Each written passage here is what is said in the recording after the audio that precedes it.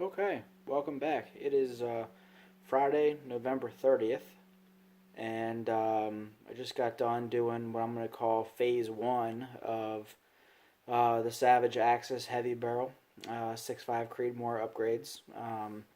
If you aren't aware of what has been done so far or what the story here is, go back and watch the first two videos in the series, and you'll get a little bit better idea of how we got here. So just a couple of things. If you didn't remember, this is about taking a budget or working man's gun or whatever you want to call it and making it and testing to see what potential we can really get out of it without just having to go to the extreme of putting it in a chassis, rebarreling it, and all the other crazy stuff. So we're trying to get the most out of, I guess, the least here. So some things will be more expensive maybe than what some people consider, but my goal here is to, on a reasonable budget, make it a shooter. I know at the end of the day it'll never be the equivalent of some crazy $2,000 rifle, but maybe it shoots half as good as that, seeing as it's a $400 rifle. So we'll see. So anyway, gun looks a little bit different now. It's still the factory camo stock. Nothing's changed there yet.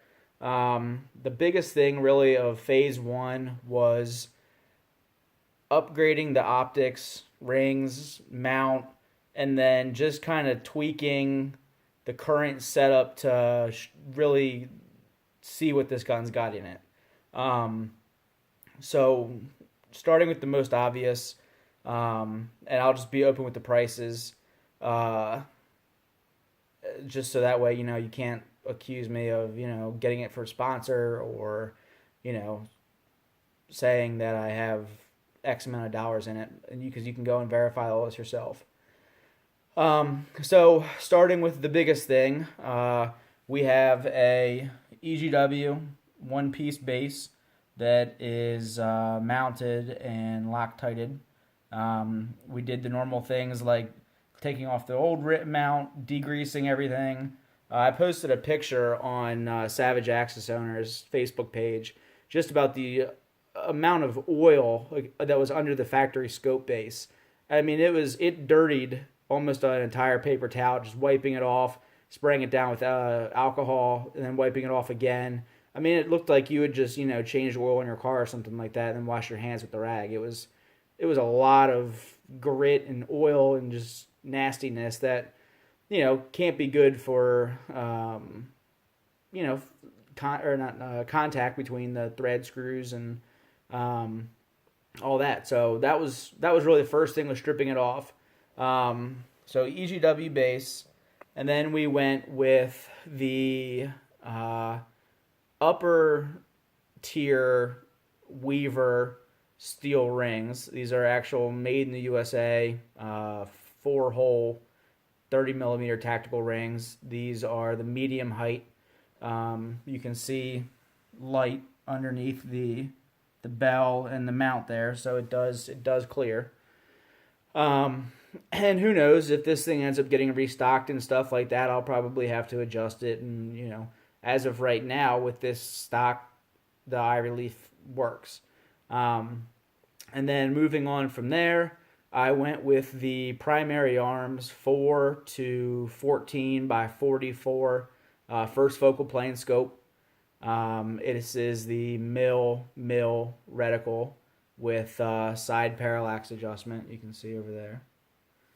So I went with this because it was a quality scope, unbelievable reviews, some really respectable rifle shooters who have YouTube accounts, 10,000 times more subscribers than I do, use these, and they call them decent scopes. And so for somebody who has fired infinitely more rounds than I have, and has fired and used everything from Night Force to Schmidt and Bender to Kales for them to call this a decent optic, that's an opinion I trust. And so I got the scope, rings, mount, everything to my door for $300.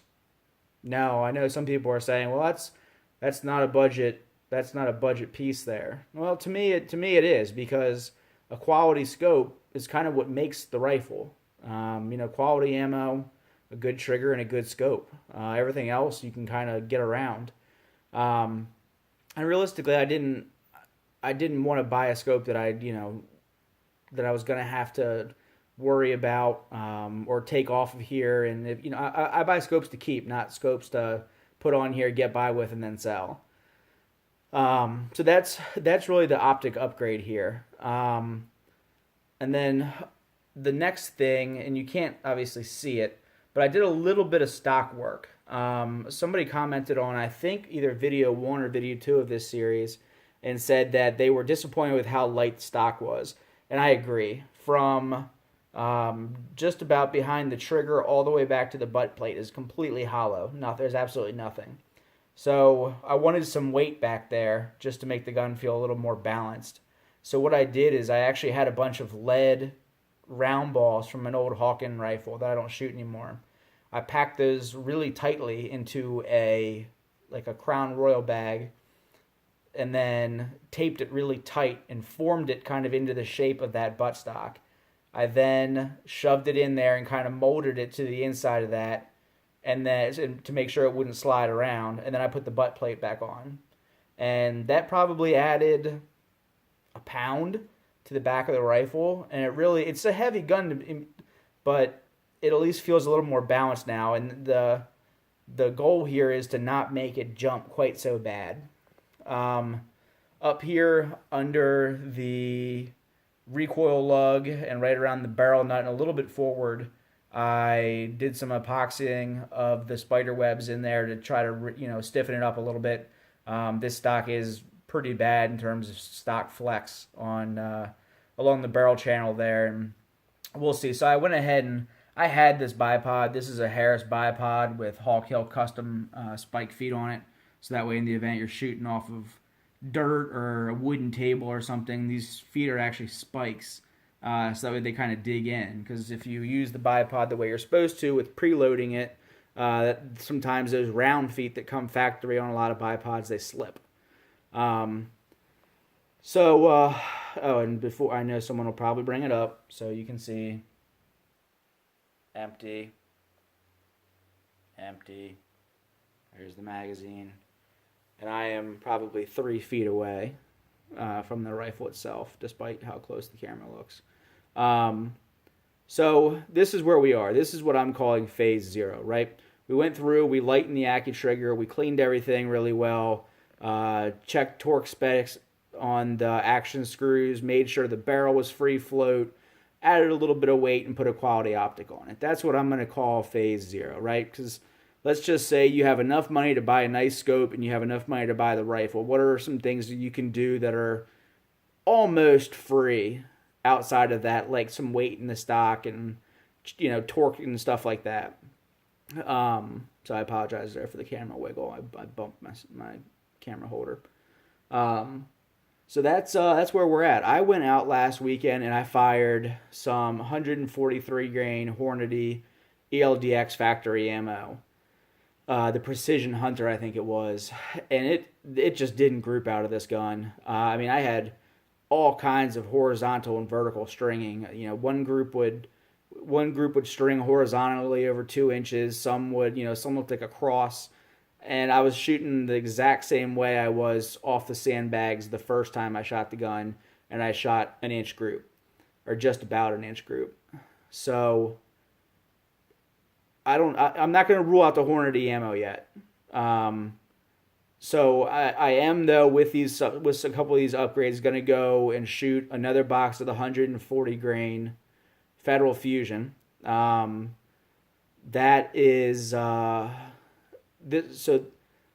from like 139 to 142 is about what the advertised bullet weight for a 1-8 twist, which is what Savage did on these guns. Some people go as low as like the 129 SSTs, and then some people go higher. It seemed to do all right with the 140s. With these couple of upgrades, I'm going to go back out maybe next weekend and try to shoot another group with the Federal Fusion 140s and see where we are. With the light and trigger pull and all that, I'm hoping it'll really make a difference. So anyway, that's kind of where we're at for now. So the next video will be results of these upgrades, and then from there we'll kind of talk what I think the future will hold. Realistically, I think in the future this gun will get restocked. Who knows? Maybe the stiffening in the front and the weight will work. Right now, I've got the eye relief pretty comfortable, but that's just, shouldering the weapon. I'll have to see, from a bench or from lying down how that feels. I might end up having to put like a Matthews cheek rest on the stock here just to make sure that it's comfortable and I have that kind of versatility to, make sure that my eye can really get into the eye box properly. So anyway, that's where we're at with it. So again, biggest updates are EGW, 20 MOA base, Weaver, steel, made in the USA rings, not their quad lock Chinese versions. Primary arms 4 to 14 by 40, mil reticle and turrets with 0 stops. And then I added the Harris bipod that I had here just to see if with the weight and then shooting off of a bipod makes any difference. I prefer shooting off bipods versus sandbags, but given how bad I've heard the stock flex on these were, I was worried that the bipod might throw off the rounds, and since I was really trying to get the most accuracy out of it in the first couple of outings, I was just trying to eliminate anything I could. So we'll see. Maybe I'll go out and I'll shoot a group with it and a group without it and just kind of see if it makes any difference. And then we'll go from there. So feel free to ask questions, leave comments. Excuse me. And we'll go from there. Hope everyone's doing well. And if you see something wrong here or you have a different opinion, I certainly welcome it. And all right, have a good weekend.